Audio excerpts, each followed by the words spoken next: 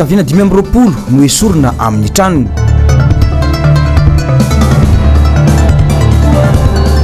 Lalam-pirenena fahadimy mampikaikaika ny mpitatitra ny faharatsiny.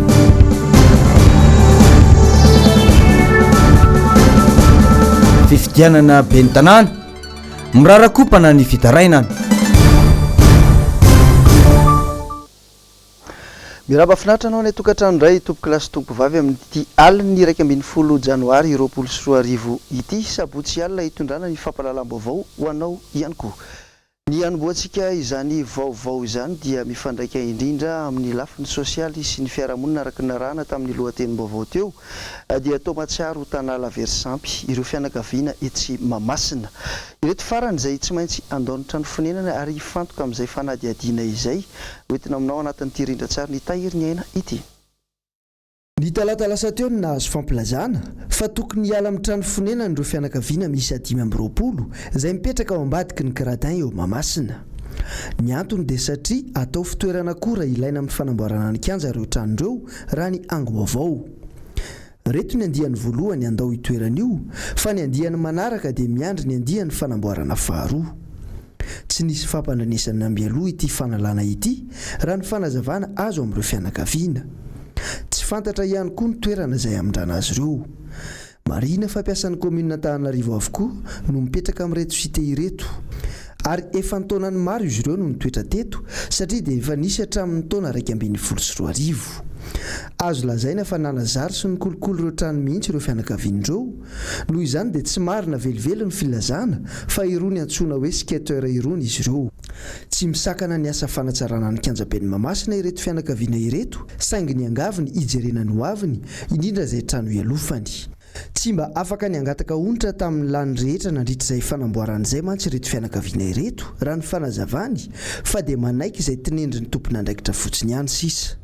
Raha ny fantatra dia ho sarotra amin'izy ireo nanovatrano satria ny karama ao amin'ny commune raha teo kely dia kely.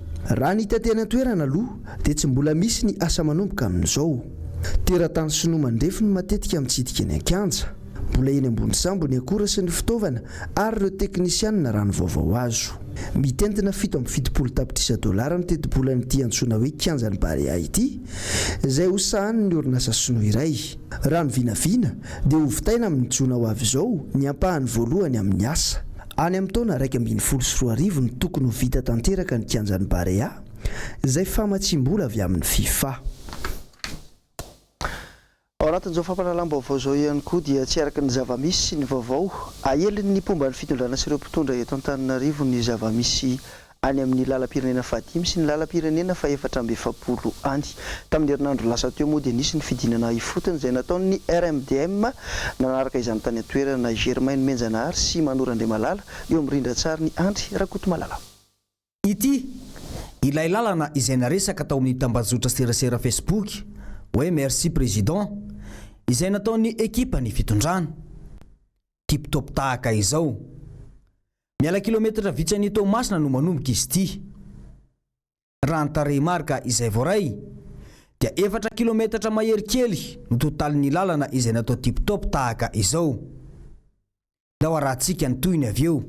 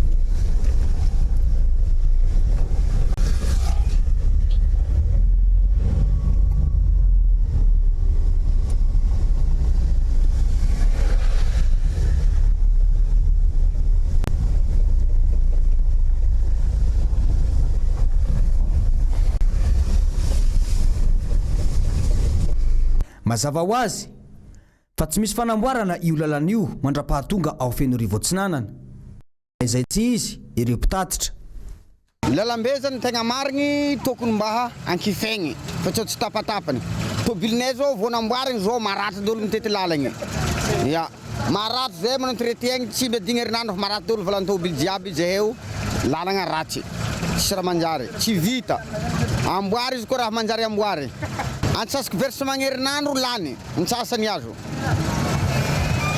lany entretien zay zava-misy mety ataonao adiny kilo lalana igny avy tamatava mandeha adiny efatra tokony adiny roa izy lasa adiny efatra nefa morana zany andro tena heriny amin'ny tapagna ny lohalitra lamba sy aby regny lena amin'ny rano be amin'ny lalana igny andro maigna izy mba mizaly zay morana ny andro mbola mizaly koa midiobindrano ka mandro misy no mandeha amin'ny lalana io iteny hoe vita ho ny lalana pirenena mandeha magnavaratra nefa zity hoe dia eto ambody atafana ihany le izy dia tsisy varany monko zany zavatra kely tsy ampy kilometra fa rehefa mba hanao ihany dia ataovy jiaby jusque sonirana na ohatran'izay ia hoe ampaka mihitsy na zany ty lalana ty tena marina hitanareo zao a ty lalana ty taloha nataona adiny ray sy fahatelony eo adiny ray sy sasany eo nefa ny am'izao fotoana zao anatin'ny adiny dimy vao vita ny lalana niary ranana manao ny ataony carburant lasa mitombo ny consommation ny fiara malaky potika koa amin'ny entretien isan-karazany dia ohatrany hoe miasa maina fotsiny fa tsisy zany tombarotra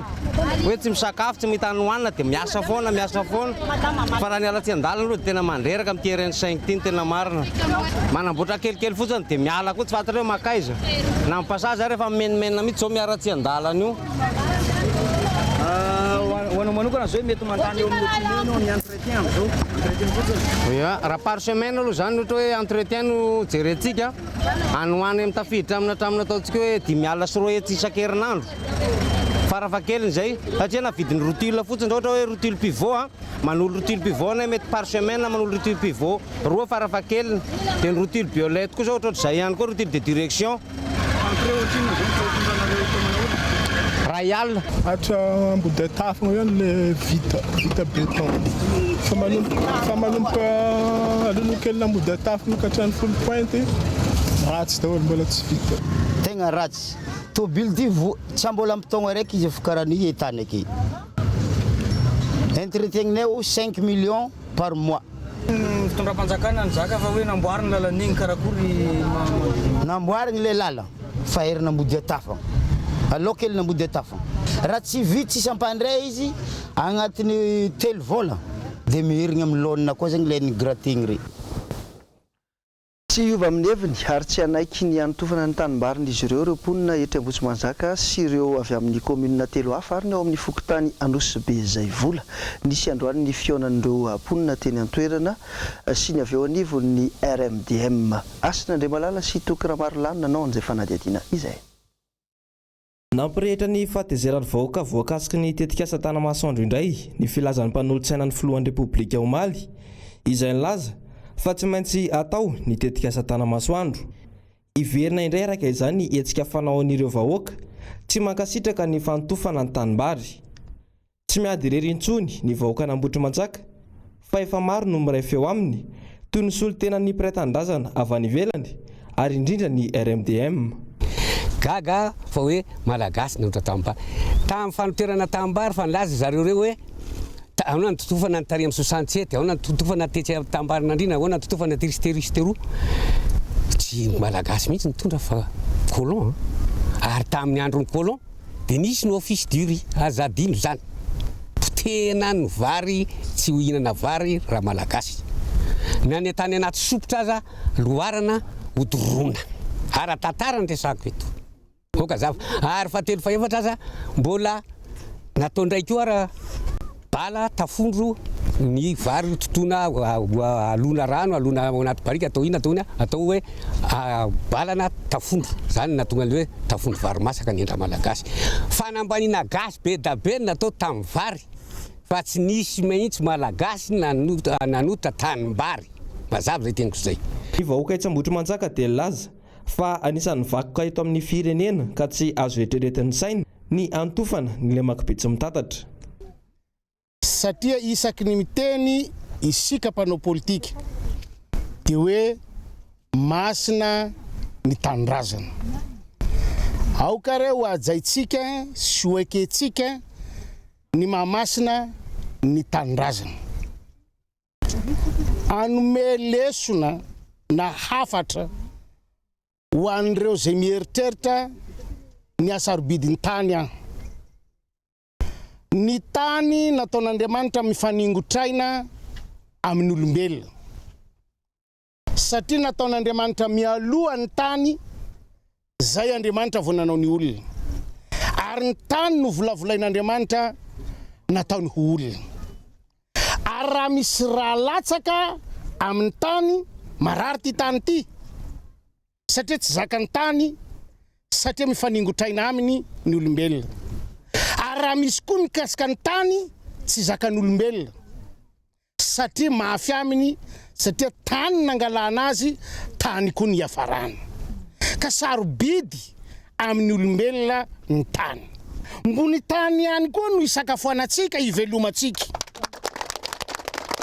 tsy tanin'olo-kafa no anampinanao tsy tanin'olo-kafa ny tsabonanao fa ny tanindrazanao ihany ry mpitondro aoka ajanona tsy misy atakandro ny fieretreretana hanototra ny Ambotrimanjaka.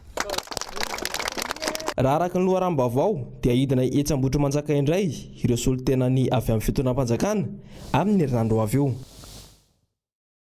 Amin'ity vaovao momba ny famokarana ity dia verina any amin'ny faritra Analanjorofo any kosa indray isika misedra olana tanteraka ny sehampiariana any amin'ny faritra iny amin'izao fotoana izao manjaka tanteraka mantsy ny ampimamba atao amin'ny olombitsy amin'ny famokarana ny vokatra fanondrana izay nitsikaritra tokoa amin'izao fotoana dia mitazapotsiny ny mpitondra.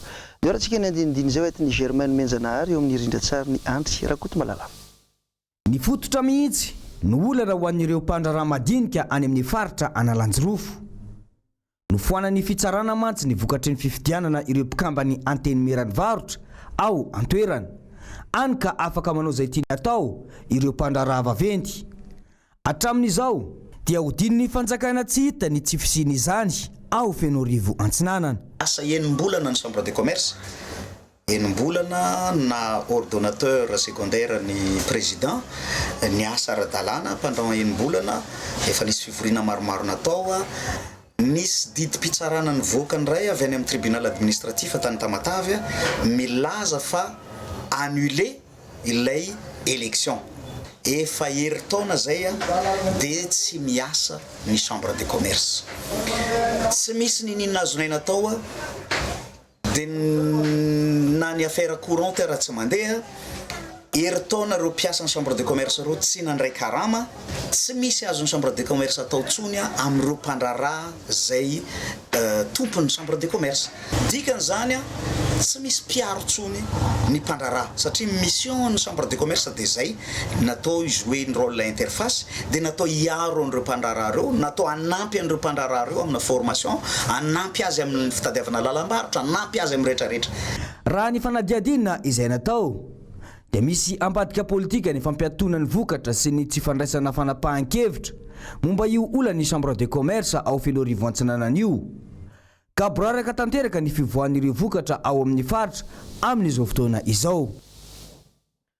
Eo amin'ny lafim-baovao mifandraika amin'ny famokarana sy ny fiarahamonina ihany dia hita ho misy mivarotra ireo cahier UM izay nozarainy ny fitondram-panjakana ho an'ny mpianatra ao anatin'ity taom-pianarana 2024 ity cahier izay natao zaraina maimaim-poana saingy misy manao fitadiavam-bola eny an-tsena. Lorette Berton no nanao an'izay angom-baovao izay. Antony roa no azo anazavana izao zava-mitranga izao. Ny voalohany dia mariky ny fahantrana lalina mahazo ny vahoaka malagasy izao. Ka na dia ny zavatra efa lazaina fa tsy azo amidy aza dia hitadiavana lalana ihany sitrany ahay. Inona tokoa moa ny fianarana hiditra amin'ny lohan'ny ankizy raha ny kibony aza tsy misy sakafo? Ka dia ny mivarotra ireny cahier ireny no heverina fa vahaolana hanala ny fahasairanana araka ny fisainan'ireo ray aman-dreniny. Ny antony iray faharoa dia ny fahatarany ny fahatongavan'ireo lazaina fa fanampiana avy tamin'ny fitondram-panjakana ireo satria efa nanomboka ela ny taom-pianarana izay vao tonga ireny fitaovam-pianarana nozaraina ho an'ny mpianatra ireny. any ka efa tsy nisy nila loatra intsony satria saika efa niezaka ny vidy tamin'izay fahafahany kely avokoa ireo ray aman-dreny.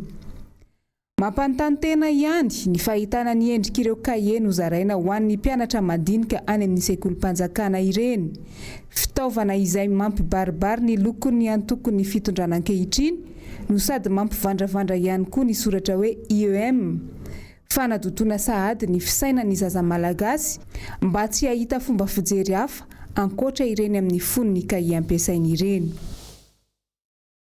Ndeha hiverina etsy Ambotro Manjaka tsika anatin'ity fampitam-baovao manaraka ity vokatra ny vary eny Ambotro Manjaka eny amin'izao fotoana izao efa manomboka mijinja vary ihany koa ireo vahoaka mivelona amin'ny tanimbariny'izy ireo, mateiza ary mahaliana ny maro ihany koa ny mizaha ireo vary efa mavomavo sy efa teraka eny tanimbary eny. Nanao fanadihadiana tany an-toerana tany Asin'Andriamalala sy Toky Ramarolà.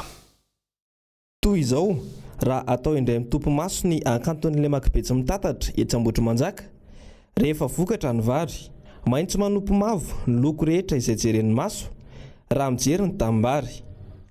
Ity tanimbary ity dia mahaverina tsara ny eto Antananarivo mandritra ny taona iray raha atambatra, saingy izao rehetra hitany maso izao no kasainy mpitondra fanjakana ho totofana. Fa mivoaka bary tena nahafatrapo mihitsy ny tamin'ity taona ity. Tena hoe milaza fahasoavana mihitsy zany. Aminay aloha zany dia hoe milaza fahasoavana fa tsy ho voatototra ny tanimbarininay. Izay manana tanimbary eto Ambotro Manjaka dia eto Anosivita dia ny fiombonana izay manana misy anay daholo zany. Fa izay tsy mividy vary mandavany taona, izay no tena marina. Varotra koa zany? Ie, mivarotra mihitsy ary. Vary gasy, tena vary gasy pura mihitsy ny anay. Sady fivelomana no afaka ara-tsakafo zany. Ko voka-bary ety Ambotro Manjaka zao amin'ny ankapobeny tena vokatra faritra Ambodrapeto sy Ambotro Manjaka ary ny vary ety zany mahavita taona ny olona, tsy mividy vary izy manodidina taona. Eny tokoka manana tanimbary ety izay ka raha vao tsy manana vary nefa izay dia tsy misy sakafo ny ankizy, sahirana amin'ny ankapobeny zany ny olona na vao tsy manam-bary. Misy ny olona hoe vary fotsiny zany ny fivelomany, mivarotra izy rehefa tonga ny fotoana fahavokaran'ny vary dia iny fotsiny no avadiny ho fivelomany. Ary mivoka-bary azonay tamin'ity taona ity dia enina taona par hektara akatrina tany eto fa tsy refesiny an-tanimbary, tonga an-tanety vokatra mihitsy. Dia soran'Andriamanitra fa tena vokatra mivary tamin'ity. Nisy ary notakotaka tena mahavelona samy mbola kely dia namboly sady nimpy ganagana, nimpy gisa, nimpy omby fa tsy vita amin'ny fambolena ihany e. Dia trondro koa mbola fivelomana koa ankoatran'izany. Za zao vita amby 20 taona dia namboly foana ny asa ankoatran'izay. Tsy mitombina araka izany ny filazana, inina ely sy ny fanaratsiana samihafa izay milaza fa tsy mahavoka bary intsony ny lemakibetsy mitatatra.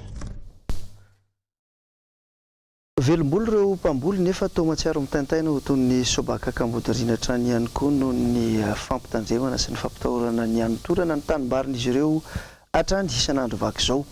Eo anatin'ity vaovao manaraka ity dia mikasika ny fifidianana. Tao anatin'izay fifidianana fanesy teto Madagasikara izay dia maro ireo olona mitaraina manoloana ireo trangana fandikan-dalàna, misy mpanao politika, misy olon-tsotra ary misy ihany koa ireo kandida. Misy mihitsy aza ireo nametraka fitoriana fa saingy lavin'ny fitsarana na ihany koa raisin'ny fitsarana amin'ny teny hoe tsy mitombina hatrany izany. Dia rahantsika ao anatin'ity fanadihadiana hoetiny Jessica Miray sy Andra Kotomalala ity ny andinidiny izay vaovao izay. Izy no vonjy, evangelistra no asany, any fianaran-tsoa izy no mipetraka. Tonga niona taminay izy tantara ny fahitany ny fifidianana teto amintsika. Efa hatramin'ny fifidianana filoham-pirenena ho izy no nahita fa feno osika ny fifidianana. Tsy nisy ny numéro de série tamin'ireo bileta tokana. Efa nametraka fitoriana ho izy tamin'izany. Tsy izao no zava-nitranga. Zavatra nisy anefa dia izao, anankiroa dika tovy roa tamin'ity ary ity ny double tamin'ilay fitoriana. Izay nataoko momba an'io tsy sy numéro de série tao anatin'ny bulletin unika io. Tonga tao amin'ilay greffier en chef izay manosiny eto, ity moa ny accusé de réception nasehony aty, fa ity kosa le double. Ozy izy le greffier en chef tamin'izay fotoana izay hoe dika ray ihany a dia efa mety dia nilaza tamin'izay ataovy accusé de réception ary a ity dika roa faharoa ity zavatra mampalelo revoaka malagasy dia zao rehefa mivaly a ny fitsarana nataon'ny ACC dia zao ny zavatra navaly momba ny fitorika io tsy raisina ny fitorindra kotoromenjanary vonjiniaina satria tsy dika roa mitovy zavatra tiako tsindriana dia zao ohatra misy ko miberaka ihany le zavatra ataoko ahoana moa amin'ny evangelista no ahafahako mahafantatra izay voalaza ato amin'ity taratasy ity fa araka ny lalàna fehizoro tamin'ny 2018-008 mikasika ny fitsipika akapobe ny ferim-pifidianana dia tsy maintsy dika roa mitovy ary raha anankiroa no menana nahoana natao ray ihany ary raha sanatria ray ny entiko tokony hiteny ty greffe and safety hoe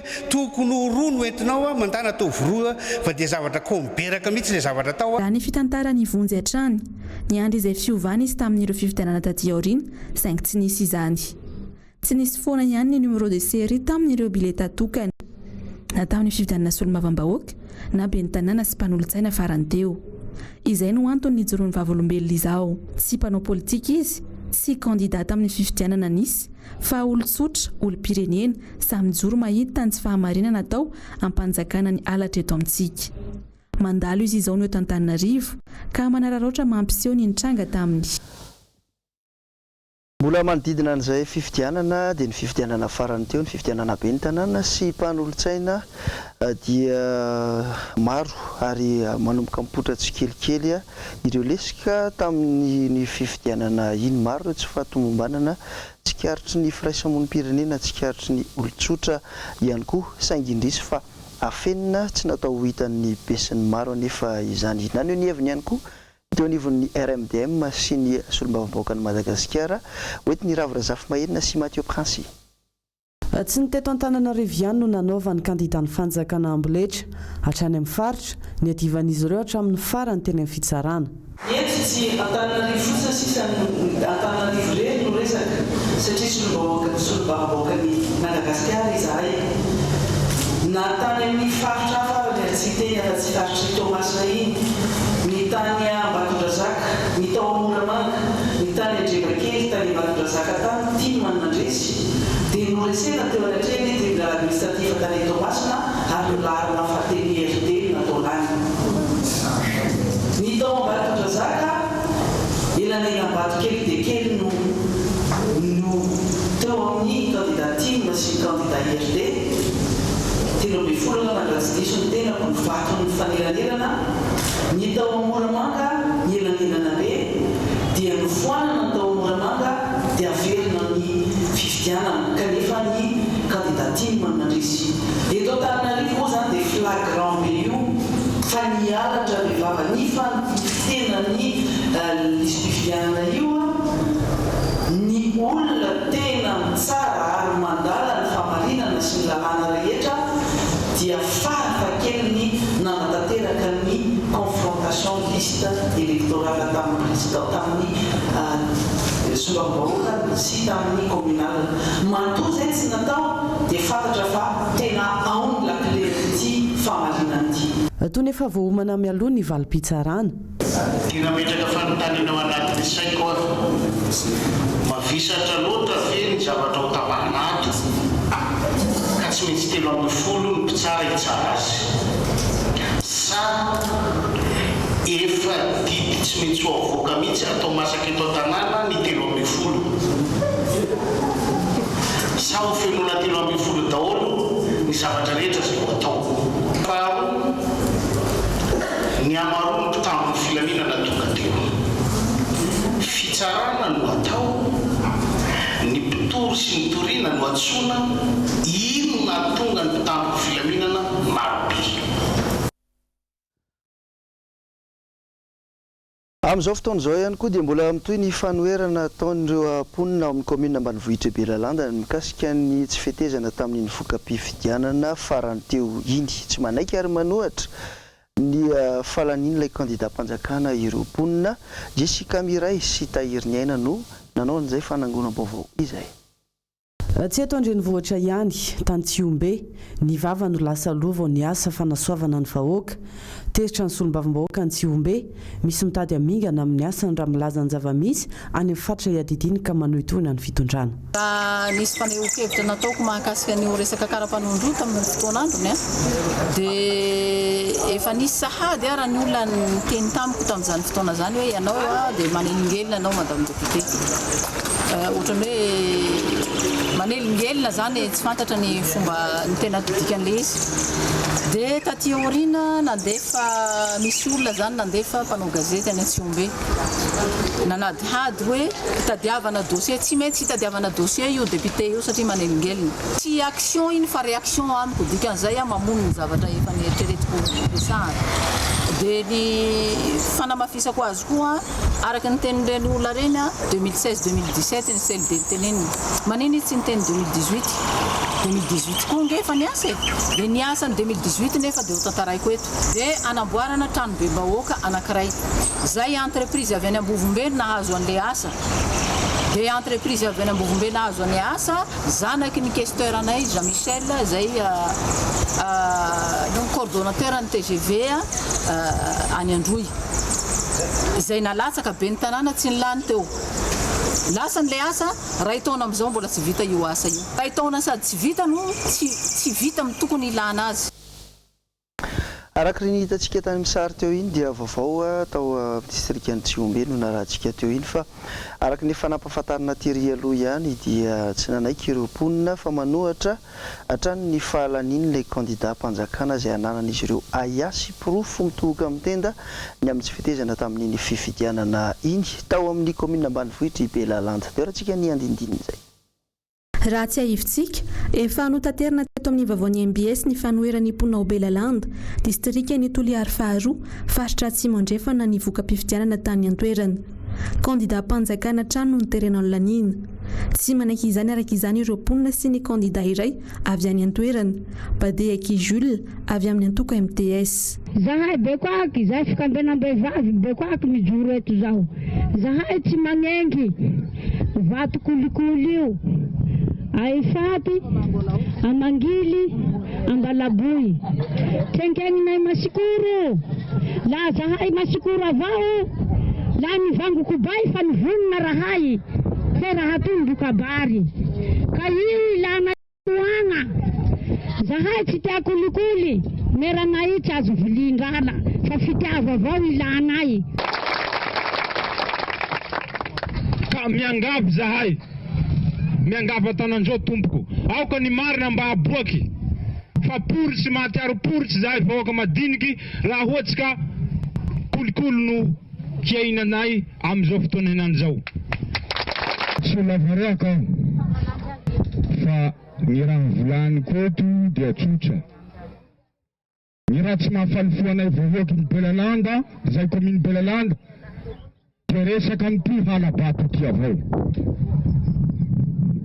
ny fipitany Mangily sy ny afaky Ambalaby ao na tsara vato halatsy dia reo avao zany takinay kofoana ireo vato reo satria tsy commune Belalanda ireo karatsy reo fa commune Ambonivohitra dikan'izay zany misy ny alabato laha ny avao iro lany fe riankihoko tsy aoty raha ta riankihoko mangalatse ka zahay lahy miangavy nareo fitsarana ambony mba atavoareo ty fitsarana mamazava soa hampimpolimera eo tsy miemitra ary mbola mitohy hatrany araka izany ny fitakiana ireo mponina any an-toerana. Andesika hitodika amin'ny resaka fanabeazana ao anatin'ity fampitam-baovao manaraka ity saika mirona avokoa makany amin'ny fianarana lalàna ireo mpianatra sy ireo tanora afaka baka amin'izao fotoana izao ny olana nefa dia tsaiky tsy mahita asa ireo mpianatra na vitan'ny fianarana ao anatin'ity sampana ity nanao fanadiadiana tamina sekoly ambony indray ny mpanao gazety Asin'Andriamalala sy Tokiramarolahy. Ny lalam-piofanana lalàna no tena mahaliana ny ankizy afaka baccalauréat amin'izao fotoana izao. Tsy mifidy saranga fanarana vavy dia samy tia io lalam-piofanana iray io. Tsy maharaka nefa ny tolotra sy ny tinady eo amin'ny tontolon'ny asa ka aleon'ny mpianatra sy ny ray aman-dreny mampianajanaka eny amin'ny oniversité tsy miankina noho ny fandraisana an-tanàna oniversité ny sehatry ny asan'ireo mpianatra aorian'ny fahavitan'ny fianarana. Raha jerena tamin'ny sortie de promotion tamin'ity taona ity zany dia ny lalam-piofanana droit ny tena betsaka indrindra. Dia manaraka anazy ny administration management commerce marketing, manaraka anazy ny filière interprétation diplomatie sciences politiques, dia ny filière tourisme hôtellerie environnement, dia ny vitsivitsy zany ny filière informatique. Raha mandreny mpianatra sy ny mpianatra misafidy any amin'ny privé matetika dia satria miassurer kokoa ny any amin'ny privé ny employabilité ny insertion professionnelle. Dia tsy voatery ho droit rehetra fa na filière ninina be dia be miazakazaka amin'ny filière aty amin'ny privé satria malaladalaka koa zany fidirana miasa amin'ny relation amin'ny privé amin'ny partenaire be dia be. Ny tsapa nefa tao anatin'ny taona vitsivitsy ny fanesy dia tsy mitsaha-midina ny fari-paizan'ny mpianatra. Amin'ny ankapobeny dia tao anatin'ny 5 taona zay dia ny midina be mihitsy ny fahaizan'ny mpianatra malagasy. Hatrany amin'ny baccalauréat vao hiditra amin'ny première année dia efa hita hoe sahirana, tena sahirana. Dia manao renforcement be dia be zay na resaka langue na mamerina mihitsy amin'ny resaka mathématique raha ohatra ka filière scientifique ilay izy. Dia miezaka zany zay mampiakatra an'ilay niveau. Raha reo amin'ny 100 nivoaka reo zao dia anaky 7-8 ny mention très bien amin'ny 100. Zany hoe tena masika zany zay ny famoahana azy. Fa zany 9 sy 10 zany efa tsara be zany satria sataony zay eo amin'ny 10 eo mention très bien tafavoakanay. No tanterahana androany teny amin'ny CCI Ivato ny famoahana andiana-mpianatra na vita fianarana tao amin'ny estime. Faraka ny vaovao zay efa netana tamintsika teto ihany dia omaly maraina no hitan'ny gadina teo amin'ny sisintran-dranomasina Mahajanga. Ilay sambo antsoina hoe Kwasa avy any amin'ny Nosy Komoro.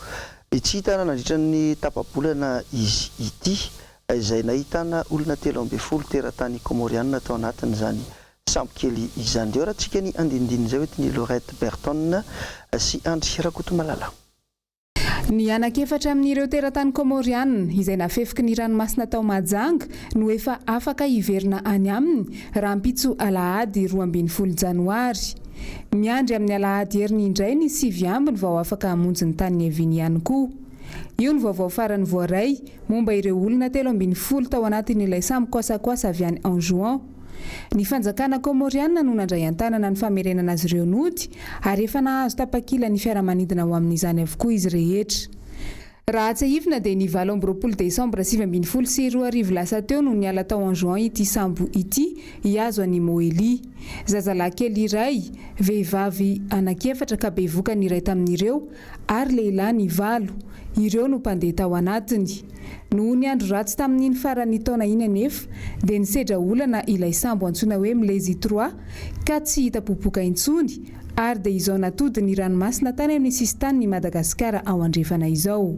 Araka ny fanazavana trany dia nilatsaka tany anaty rano ny radara na ny GPS mitaridarana ilay tatsambony ka tsy nahita ny atsimo sy avaratra intsony teny ambony rano be teny. Ny onja sisa no nanopatopa azy ireo nandritra ny tapabolana. Torovana sy reraka mafy noho ny tsy fampiandrana sy ny tsy fihinanan-kanina nandritra ny 4 andro ireo mpandeha tao anatiny tamin'ny fotoana nanavotana azy ireo teny an-dranomasina. Efa nahazo ny fitsaboana sahaza azy kosa izy ireo raha vatany vao tafakatra tantaneto omaly ihany. Ny fikambanan'ny teratany komorianina ao Mahajanga no nandray an-tanana izany. Ny sampandraramsahana ny fifindramonina ao Boeny kosa no niandraikitra ny fanadiadiana ka nahafahana namerina azy ireo any amin'ny tany miaviny. Rehefa avy any Mahajanga isika dia hiverina eto amin'ny komina Antananarivo renivohitra indray. Ny sitraka boty entina manao asa ao anatin'izao fotoam-pahavaratra izao ireo mpiasan'ny komina Antananarivo renivohitra omaly. Nanomboka any amin'ny boriboritany voalohany zany hatrany amin'ny boriboritany fahaenina. Ireo mpanao asa fanadiovana toy ny lakan-drano, ny tatatra, ny mpanadio lalana sy ny mpanamboatra lalana no nahazo izany. Isan'izany ny mpiasan'ny asa vaventin'ny komuna. Ny mpiasa eo anivon'ny sampandrara misahana ny fahasalamana sy ny fanadiovana na ny BMH teo aloha, ny sampana mpamonjy vona, ny polisy munisipaly ary ny ekipan'ny vonjy aina. Ho fitsinjovana ireo mpiasa ireo hanamorana ny asa indrindra no anton'izao fanomezana boty azy ireo izany ary iarovana ny fahasalamana ihany koa no anton'izao. hitoetrany koa ny fiatrehana ny asa maika amin'izao fotoam-pahavaratra izao toy ny famerenana ny sarina dalina mety hiala izay nentin'ny rano ary ny fametrahana buse ho an'ny fanarinan-drano eny Ambonjatovo.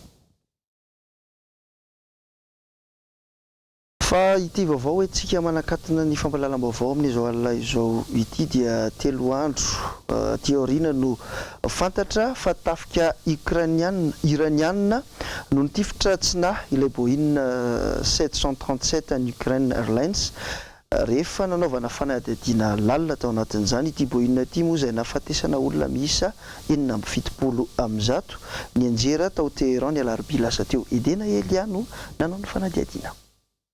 Ny aiky ny tafika iraniana io maraina io fa nitifitra tsinahy ilay fiaramanidina Boeing 737 any Ukraine Airlines izay nahafatesana mpandehanina 70 amin'zato. No nitsindrina azy ireo tafika ireo no natonga azy ireo ny aiky izao adisona goavana izao. Raha nambarana izy ireo hatrany dia nisidina nanakaiky ny faritra saripady any miaramila ity fiaramanidina ity ka voatifitra izy ireo. Naneo hatrany ny fialantsiny tamin'ny fianakavian'ny tradoza moa ireo miaramila ary nanome toky fa anarina ny tsy fitandremana ary tsy amerina ny fahadisoana toy ireny intsony. Tsy ahivina fa ny alarobia 9 janoary 2024 teo no nianjera tao Teheran ity Boeing 737 ity 9 minitra tao rin'ny Indiany tao amin'ny serana mpiaramanidiny Imam Khomeini. Raha ny fahitany ireo nanatry maso dia nirehitra teny ampanidinana ity fiaramanidina ity mialohan'ny anjerany. No heveriny maro tamin'ny fotoana io kosa fa noho ny hafanan'ilay motera tafahoatra natonga ny fiaramanidina nirehitra ary nianjera. Marina fa efa nampitsarana tamin'ny asa nandritra ny fotoana tsy voafetra ny Boeing 737 no ity farany izay matetika hitrangan'ny loza nahafatesana mpandeha maro. Nanamafetrany kosa ny tafika iraniana fa tsy maintsy ampiakarina farany izay aingana eny amin'ny fitsarana ny miaramila ity raharaha ity. Fahadisoana tsy azo leferina kosa nataon'ireo miaramila hoy ny filohan'ny Iran Hassan Rouhani raha nanio ny heviny tao amin'ny tambazotra tserasera Twitter. Naverimberiny hatrany fa manenina mafy Iran ankehitriny nitifitra tsinahy io fitaovam-piaramanidina io. Izay ihany koa no masaka azy natolotra taminao tompoko lasy toko vavy tamin'ity alina ity ankasitrana feno safidinao miara-dalana hatrany amin'ny MBS radio sy ny MBS fahitalavitra. Mankasitraka ny teknisianina sy ny mpanao gazety ihany koa miara-misalahy amin'ny fanatotosana ireny vaovao ireny. Itenako mametraka ny mandrapitafa ho amin'ny manaraka indray veloma tompoko.